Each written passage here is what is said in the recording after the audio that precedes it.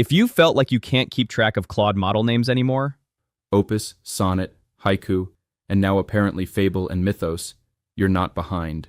You're reacting normally to one of the strangest 3-week stretches in this company's history. I went back through everything that actually happened, expecting to come out with a straightforward model comparison video.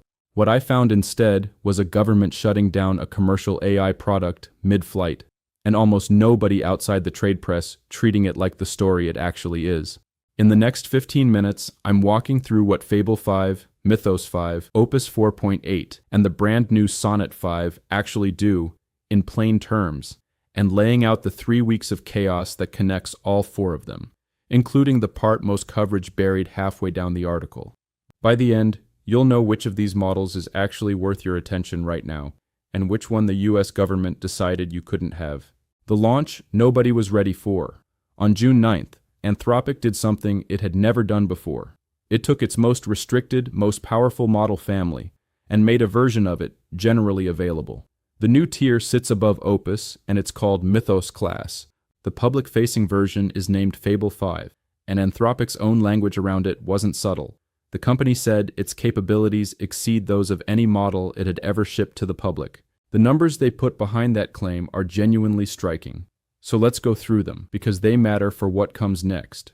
Stripe, testing the model early, said Fable 5, took a 50 million line Ruby codebase and finished a migration in a single day that would have taken a full engineering team more than 2 months by hand. On Anthropic's own agentic coding benchmark, SWE-bench Pro, Fable 5 scored 80.3%, compared to 69.2% for Opus 4.8, 58.6% for GPT 5.5, and 54.2% for Gemini 3.1 Pro. On Hebbia's finance benchmark, built to test reasoning at the level of a senior analyst, Fable 5 posted the highest score of any model tested. And on the vision side, it did something almost no model had managed before. It completed Pokemon Fire Red using nothing but raw screenshots, no extra tools, no navigation aids, a task earlier Claude models needed heavy scaffolding just to attempt. Here's where it gets interesting though. Sitting alongside Fable 5 is a sibling model called Mythos 5. Same underlying weights, but with the cybersecurity and biology safeguards switched off. That version wasn't released to the public at all. It went to roughly 150 vetted partners through a program called Project Glasswing, including names like Google, NVIDIA, Microsoft, and Apple. And in Anthropic's internal testing, Mythos 5 reportedly accelerated protein design by a factor of 10, working through 9 of 14 drug design targets at a level that matched or beat experienced human scientists, picking binding sites, running design tools, and fixing its own errors along the way. Before you take any of that at face value, it's worth pausing on where it's coming from. Every one of those numbers, the Stripe testimonial, the Hebbia score, the bioscience results, was selected and published by Anthropic itself. Stripe and Hebbia are real companies, and there's no reason to think they're lying. But they were chosen by Anthropic's announcement team, not picked at random by an independent lab. That doesn't make the claims false. It does mean state-of-the-art on nearly every benchmark should be read as state-of-the-art on the benchmarks the company chose to show you. Keep that in your back pocket. because it's going to matter again later in this video. What you actually need to know for right now is simpler. Anthropic launched its most capable model ever, made the public version free on Pro and Team plans through June 22nd, and planned to shift it to paid usage credits after that. That was the plan. It didn't survive the weekend. 3 days later, Washington stepped in. On the evening of June 12th, at 5:21 p.m. Eastern, Anthropic received a letter from Commerce Secretary Howard Lutnick, addressed to CEO Dario Amodei. It was an export control directive, the kind of legal instrument historically used for advanced semiconductors and defense hardware, not consumer software. The order: suspend all access to Fable 5 and Mythos 5 for any foreign national anywhere in the world, including Anthropic's own non-citizen employees working inside the United States. Because there was no practical way to filter users by nationality in real time across every cloud platform the models ran on, Anthropic made the call to disable both models for every customer, worldwide, within hours. Opus, Sonnet, and Haiku were untouched. Only the Mythos-class models went dark. What triggered it, according to Anthropic's own public statement, was a reported technique for bypassing Fable 5's safety guardrails, something the government characterized as a jailbreak capable of unlocking the model's underlying cybersecurity capabilities. Anthropic pushed back hard on the framing. The company said the actual demonstration it reviewed amounted to asking the model to read a specific codebase and flag known vulnerabilities, a narrow, non-universal capability that it says other publicly available models, including GPT 5.5, can already perform. Anthropic also pointed out that it had spent more than 1,000 hours red-teaming Fable 5 with the US government, the UK's AI Safety Institute, and outside researchers before launch, and that none of those efforts had turned up a universal jailbreak. So you've got two stories sitting next to each other. The government's position, a national security risk serious enough to justify pulling a deployed product offline worldwide with no advance warning. Anthropic's position, a narrow finding, already discoverable elsewhere, used to justify what the company called, in its own words, a misunderstanding. Neither side has released the technical details publicly, so there isn't a way to independently referee that dispute from the outside, which is itself worth sitting with for a second, given how consequential the decision was. And if you think that's the strange part, wait until you see how the walkback actually played out. The slow selective comeback. 2 weeks went by with both models completely dark. Then, on June 26th and 27th, Lutnick sent a follow-up letter saying the government had concluded that appropriate safeguards were in place to let certain trusted partners back in. The catch: it only applied to Mythos 5, and only to a defined list of U.S. critical infrastructure organizations and cyber defenders, internally referred to as Annex A partners. Fable 5, the version everyone outside that list actually wants, stayed fully suspended.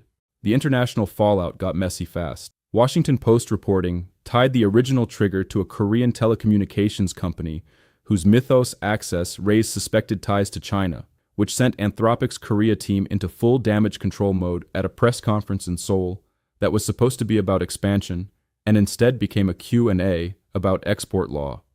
Austria's government formally wrote to the EU pushing for Anthropic to be hosted on European soil, citing the US restrictions directly. And in Washington, a senator's comment about Mythos breaking into classified systems during NSA testing briefly set off alarm bells before officials clarified it referred to authorized red team testing, not an actual breach. As of today, 3 weeks out from the original shutdown, Fable 5 is still offline for general users, consumers, developers, Claude Code, all of it. Mythos 5's partial restoration to that narrow government list hasn't expanded. Prediction markets had priced something close to even odds that general access would return by today. It didn't. While all of that was unfolding in the background, Anthropic didn't pause its roadmap. It shipped something else entirely. Sonnet 5 arrives, untouched by any of this. On June 30th, Anthropic released Claude Sonnet 5. And here's the thing that matters most about its timing. Sonnet 5 isn't a Mythos-class model. It's a Sonnet tier model, a completely separate line, which means none of the export control mess that grounded Fable 5 and Mythos 5 applies to it at all. It launched immediately, became the default model for every free and pro user, and rolled out across Max Team and Enterprise plans the same day. The pitch is straightforward. Sonnet 5 narrows the performance gap with Opus 4.8 while costing a fraction of the price. Introductory pricing sits at $2 per million input tokens and $10 per million output tokens through August 31st, rising to $3 and $15 after that. On agentic coding, early reporting put Sonnet 5 at 63.2%, against Opus 4.8's 69.2% and Sonnet 4.6's 58.1%, a real jump from its predecessor. Not quite Opus level, but close enough that on at least one knowledge work benchmark, it actually edged past Opus 4.8 entirely. Real users backed that up with specifics rather than vague praise.